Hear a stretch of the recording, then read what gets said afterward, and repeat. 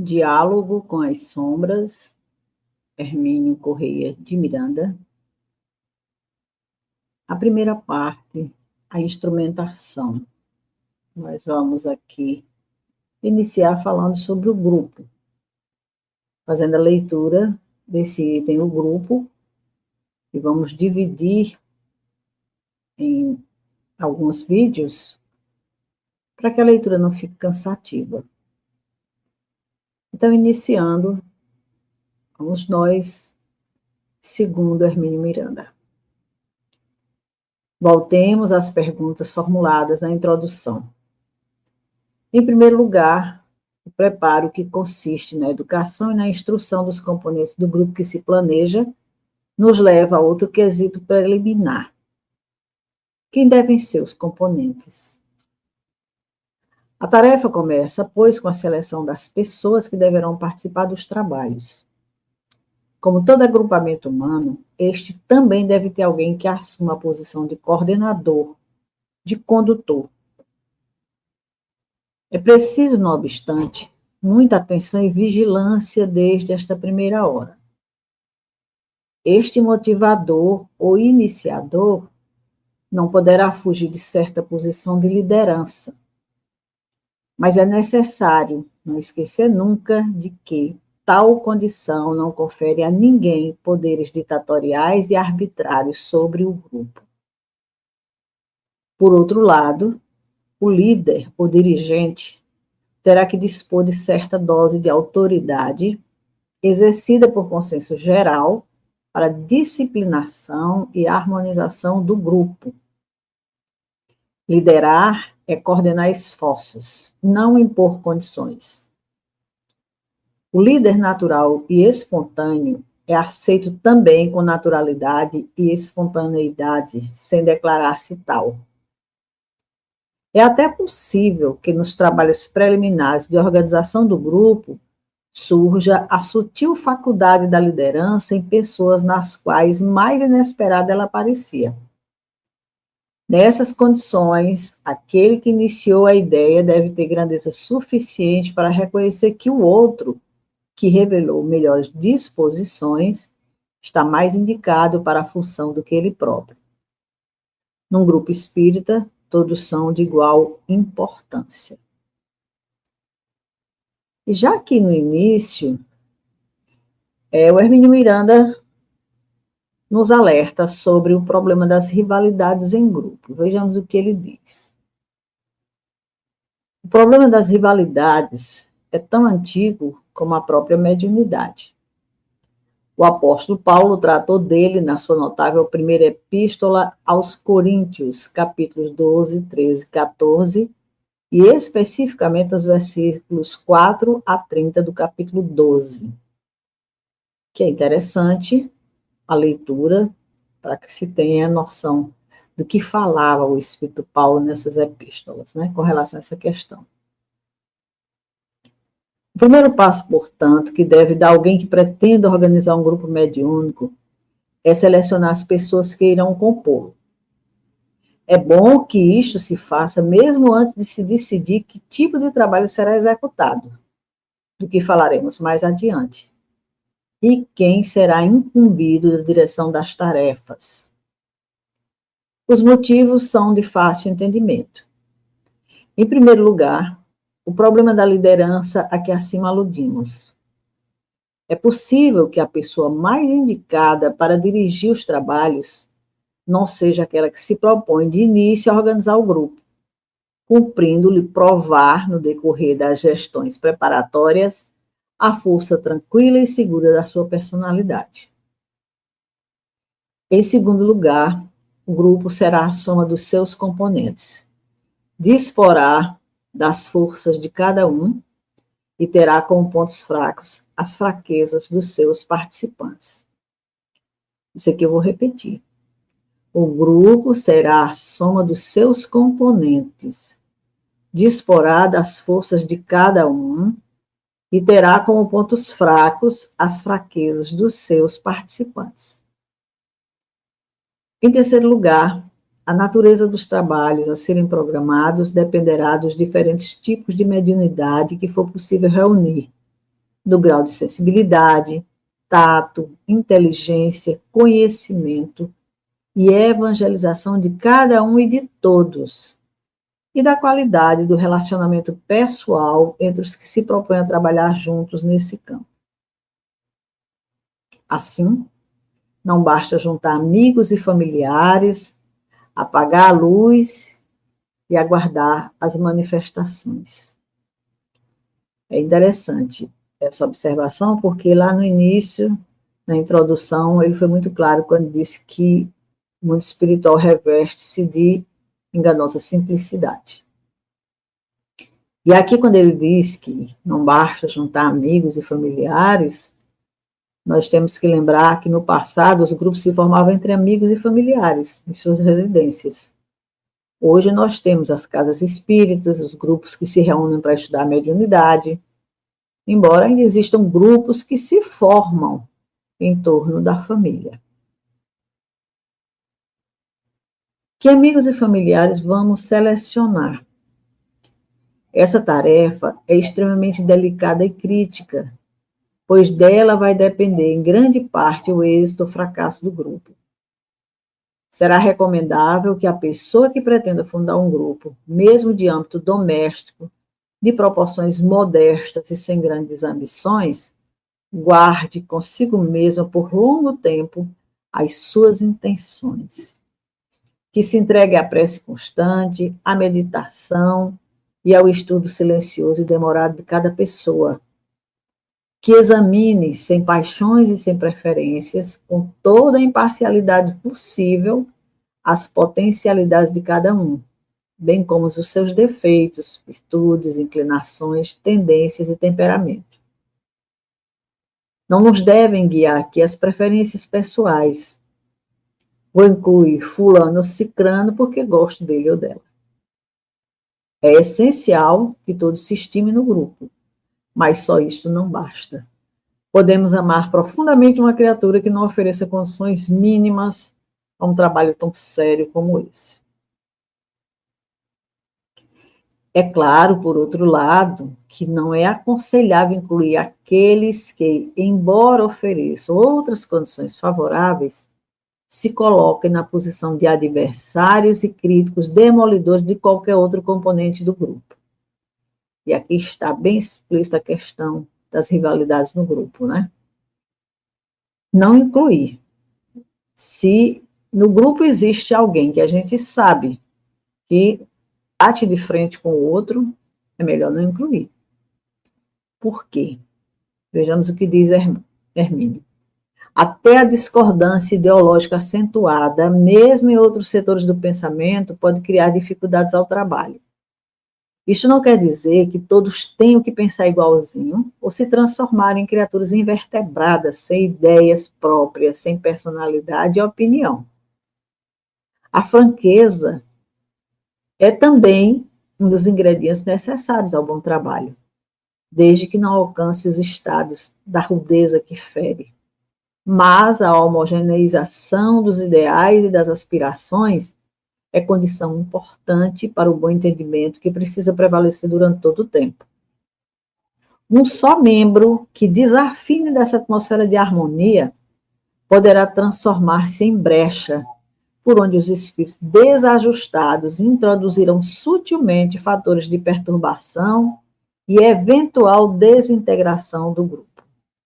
Por isso que é sério. Trabalhadores em choque no grupo. É preciso entender logo de início que os componentes encarnados de um grupo são apenas a parte visível. O papel que lhes cabe é importante, por certo, mas nada se compara com as complexidades do trabalho que se desenrola do outro lado da vida entre os desencarnados. Lá é que se realiza a parte mais crítica e delicada das responsabilidades atribuídas a qualquer grupo mediúnico, desde o cuidadoso planejamento das tarefas até a sua realização no plano físico, no tempo certo.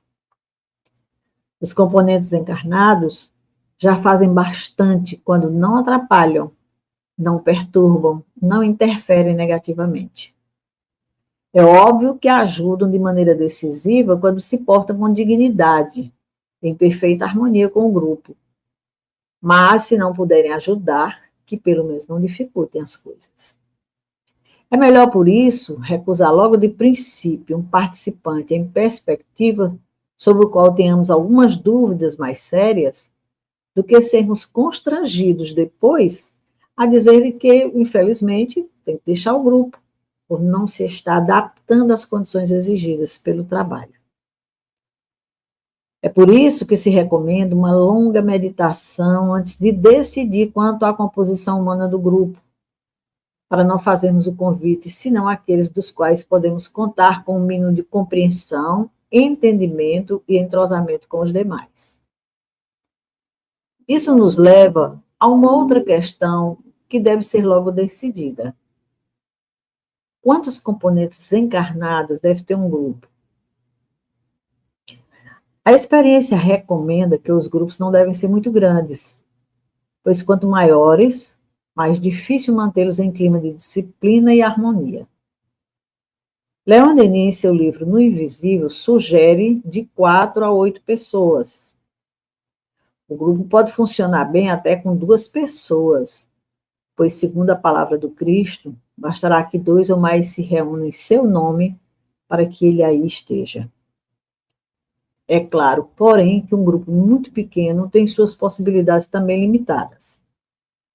No caso de apenas 2, por exemplo, um teria que ser o médium e o outro o doutrinador. E o médium não teria condições de prolongar o trabalho sem grande desgaste psíquico. Mas é certo que, mesmo assim, alguma coisa séria poderia ser realizada. Acima dos 8 componentes sugeridos por Denis, vai se tornando mais difícil a tarefa. Não apenas o dirigente encarnado do grupo, como de seus orientadores invisíveis, porque a equipe se torna mais heterogênea, o pensamento divaga, quebra-se com frequência o esforço de concentração e o prejuízo é certo para a tarefa. É, pois, no entanto, se alcançada a impecável homogeneização, fazer funcionar razoavelmente bem um grupo com mais de 8 pessoas. Mas acima de 12, vai se tornando bastante problemática a sua eficácia. Essa informação é muito importante. É bom começar sem grandes ambições ou planos grandiosos. O mais certo é que, ao se planejar a instalação de um grupo, ainda não saibamos quanto à intenção dos espíritos que nos são familiares, nem quanto à natureza dos trabalhos que pretendem realizar conosco. É certo, porém, que sempre que um grupo se dispõe a reunir-se com a finalidade de entrar em contato com os desencarnados, estes se apresentarão no momento oportuno. Isto é válido tanto para os que se dedicam com seriedade e boas intenções, quanto para aqueles outros que se reúnem para se divertirem, ou pior ainda, para práticas condenáveis. Se a intenção é apenas fazer passar o tempo, virão os espíritos levianos, galhofeiros, fúteis e inconsequentes. Quando não, claramente, mal intencionados, do que poderão resultar obsessões penosas e tenazes. E assim chegamos a outro aspecto da questão. Para que desejamos um grupo? Para simples estudo da doutrina? Para conversar sobre o espiritismo? Para oferecer condições à manifestação de espíritos familiares que venham trazer pequenas mensagens mais ou menos íntimas? Para experimentação e observação de natureza científica? Para tarefas mais sérias de caráter doutrinário? Para os chamados trabalhos de desobsessão? Esse ponto somente pode ser decidido em definitivo depois que tivermos selecionado os companheiros encarnados que vão compor a equipe. Por isso, logo que tenhamos resolvido no silêncio da meditação e da prece de que nome deveremos cogitar para a composição do grupo, convém convocar uma reunião para exame e debate das inúmeras questões que começam a colocar-se. Essa reunião, obviamente não mediúnica, para a qual deverão ser convidados aqueles cujos nomes foram lembrados para uma consulta, será aberta com a leitura de um texto evangélico e uma prece. Em seguida, aquele que tomou a iniciativa de convocá-la fará uma breve exposição de seus objetivos e intenções. A reunião será conduzida com descontração e espontaneidade, à medida que cada um apresentar suas contribuições ao debate. Serão arrolados os médiuns presentes, já atuantes, e os que têm o potencial mediúnico suscetível de desenvolvimento. E aí o Hermínio esclarece que não está previsto no escopo desse livro um estudo sobre o desenvolvimento da mediunidade, pois o assunto, bastante complexo, tem sido tratado em várias obras de confiança, especialmente em o livro dos médiuns de Allan Kardec. Leon Denis também oferece contribuição valiosa, não só no Invisível, mas também em outras obras. Recomenda-se ainda André Luiz em Mecanismos da Mediunidade, nos Domínios da Mediunidade e Libertação, bem como o livro interpretativo de Martins Peralva, Estudando a Mediunidade, todos editados pela Federação Espírita Brasileira. E aqui eu ouso acrescentar as obras do Manuel Flamengo de Miranda e da Dona Ivone Pereira, que tem excelentes ensinamentos sobre essa questão. Creio oportuno acrescentar que esses livros não se dedicam especificamente a ensinar como desenvolver a mediunidade, e sim a apresentar um panorama tão abrangente quanto possível dos diversos aspectos dessa notável faculdade humana, muito mais comum do que tanta gente estaria disposta a admitir. Não há fórmulas mágicas, nem ritos especiais para fazer eclodir a mediunidade numa pessoa que a tem em potencial. O desenvolvimento mediúnico é trabalho delicado, difícil e muito importante, que exige conhecimento doutrinário, capacidade de observação, vigilância, tato, firmeza e muita sensibilidade para identificar desvios e desajustes que precisam ser prontamente corrigidos, para não levarem o futuro médium a vícios funcionais e até mesmo a perturbações emocionais de problemática recuperação. No passado remoto, esse encargo era de caráter iniciático. O instrutor ia dosando seus ensinamentos, segundo as forças e a receptividade do discípulo. E este somente chegava aos estudos mais avançados de desenvolvimento de suas faculdades, se ao longo do processo viesse demonstrando sistematicamente as condições mínimas exigidas para a tarefa que se propõe. Evidentemente, não há hoje necessidade de um guru que leve o discípulo por estágios sucessivos até o ponto ideal. O Espiritismo desmistificou o antigo ocultismo, tornando o conhecimento básico acessível ao homem comum. Não nos esqueçamos, no entanto, de que a técnica do desenvolvimento mediúnico ainda exige atenção, acompanhamento e orientação pessoal de alguém que tenha condições morais e doutrinárias para fazê-lo. A mediunidade, salvo casos especiais, não deve ser desenvolvida isoladamente e sem apoio dos livros essenciais ao entendimento dos seus componentes básicos. Colocado num grupo harmonioso e bem assistido, em que funcionem médiuns bem disciplinados e já em plena atividade, é possível ao médium incipiente desenvolver pouco a pouco suas faculdades. O dirigente do grupo deve manter-se atento a esta possibilidade. De forma alguma, porém, o treinamento mediúnico deve ser intentado com base em obras suspeitas ou organizações que prometam resultados prontos e maravilhosos em algumas lições. É também uma imprudência forçar o desenvolvimento sem nenhuma preocupação de estudar a questão nos livros que compõem a codificação de Kardec e a obra complementar de seus continuadores. Então, ficamos por aqui nesse primeiro vídeo informativo, sem comentários praticamente, porque a fala dele realmente diz claramente que não necessita de comentários, né? Quando houver necessidade, a gente vai colocar assim alguma coisa. E no próximo, a gente dá continuidade, no próximo vídeo a gente dá continuidade a essas informações que dizem respeito ao grupo. Até o nosso próximo vídeo.